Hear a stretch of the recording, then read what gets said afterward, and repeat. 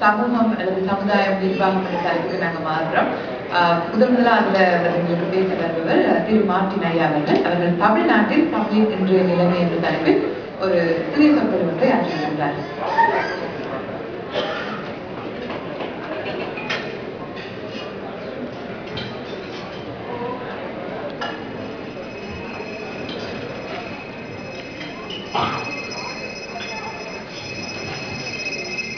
தமிழால் இணைந்து செயலால் வென்று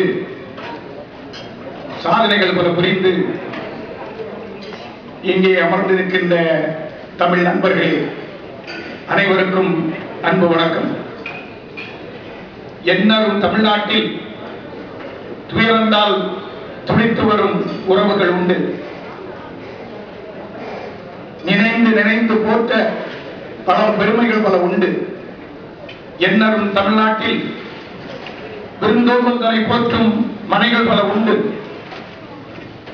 பண்பாட்டை பறைசாற்றும் கலைகள் பல உண்டு. எந்நரும் தமிழ்நாட்டில்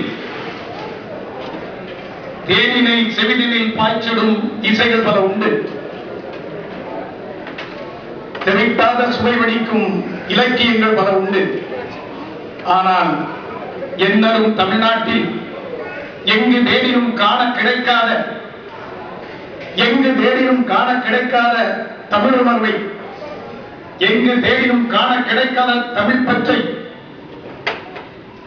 இந்த திரைக்கடல் தாண்டிய இந்த அமெரிக்க மண்ணில் இந்த வட அமெரிக்க தமிழ்ச்சங்க மாநாட்டில் காண கிடைப்பது கண்டு மகிழ்ந்து நெகிழ்கின்றேன். தலை வணங்கி உங்கள் அனைவரையும் வணங்குகின்றேன். 2800 ஆண்டுகளுக்கு முன்னரே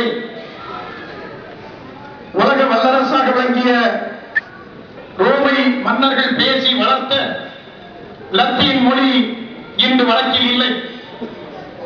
2600 ஆண்டுகளுக்கு முன்னரே தமது அஹிம்சை கருத்துக்களை உலகிற்கு வழங்கிய உத்தர் பேசிய பாலி மொழி இன்று வழக்கில் இல்லை.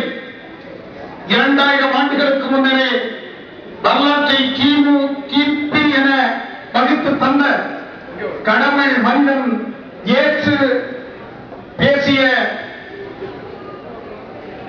அரபை மொழி இன்று யாராலும் பேசப்படவில்லை.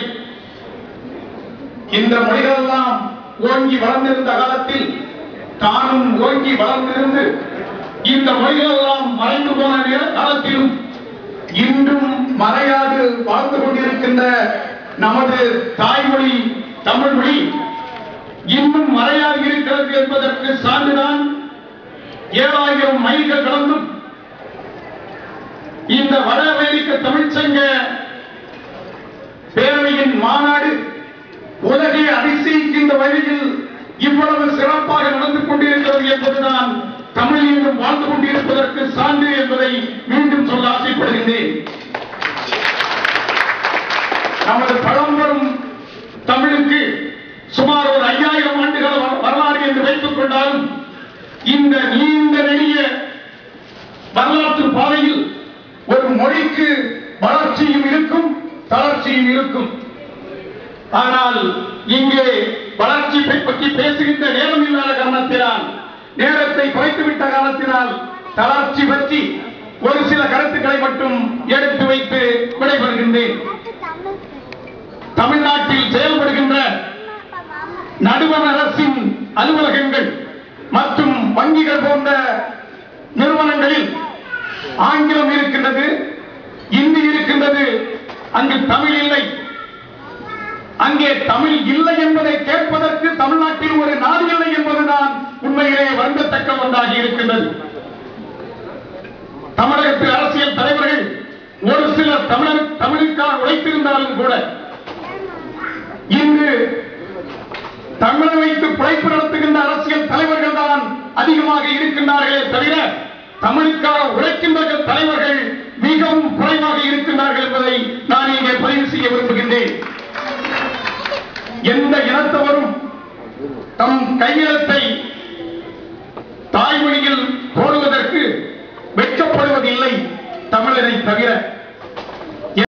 எந்த இனத்தவரும் தனது தாய்மொழியில் பேசுவதை சிறுமை என நினைப்பதில்லை தமிழரை தவிர. எந்த இனத்தவரும் தன் நிறத்தை குறித்து தாழ்வு மனப்பான்மை கொள்வதில்லை தமிழரை தவிர. ஒரு மொழியின் பிற மொழி சொற்கள் கலப்பு என்பது விலகி கிடப்பது இயல்புதான். ஆனால் அது தமிழ் சொல்லா பிறமொழி சொல்லா என்பது கூட தெரியாமல் இருப்பதுதான் கவலைக்குரியது. இத்தனை குறைபாடுகள் இன்னும் சொல்லாதது அதிகம் இருந்தாலும் இவையெல்லாம் சரி செய்யக்கூடியதே என்ற காரணத்தினால் நிச்சயமாக நமது தமிழுக்கு அழிவில்லை என்பதை உங்களுடன் சொல்லி, ஆரியருக்கு அடிமைப்பட்டும் அழிந்து போகாத அன்பு தமிழ், கலப்பர்களுக்கும் அடிமைப்பட்டும் கலைந்து போகாத அன்பு தமிழ், முகலாயருக்கு அடிமைப்பட்டும் முடிந்து போகாத அன்பு தமிழ், பல்லவருக்கு அடிமைப்பட்டும் பதறாகி போகாத நமது பைந்தமிழ், ஐரோப்பியருக்கு அடிமைப்பட்டும் அஸ்தமித்து விடாத நமது அன்பு தமிழ் என்றும் அழிவதில்லை அழிவதில்லை, உங்களை போன்றவர்கள் இருக்கும் வரை என்று சொல்லி வாய்ப்பிற்கு நன்றி கூறி விடைபெறுகின்றேன். நன்றி, வணக்கம்.